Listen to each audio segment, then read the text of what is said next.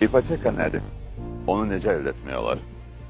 Adi və güzəştli ipoteka arasındakı fərq nədədir? İpoteka kreditindən kim yararlana bilər? Bu suallara cavab tapmaq üçün çox bəsit bir şəkildə Dövlət İpoteka və Zəmanət Fondunun saytına girib cavabları ala bilərsiniz. Yaxşı, bəs mən nə üçün bu videonu çəkirəm?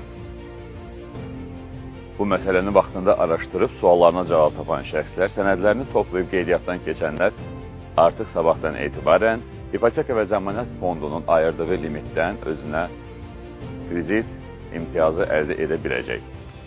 Hər il olduğu kimi, bu ildə ipoteka kreditləri ayrılan ərəfədə daşınmaz əmlak bazarında qiymətlər kəskin şəkildə artır və burada artıq Evim Əmlak Daşınmaz Əmlak şirkəti sizin köməyinizə gəlir.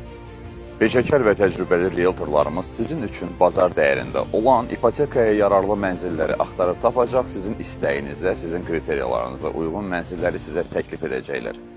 Bunun üçün sadəcə Evim Əmlaka müraciət etməyiniz kifayətdir. Kredit limitinizi alın, ilkin ödəniş məbləğiniz əlinizdə olsun, ev tapmaq isə bizlikdir.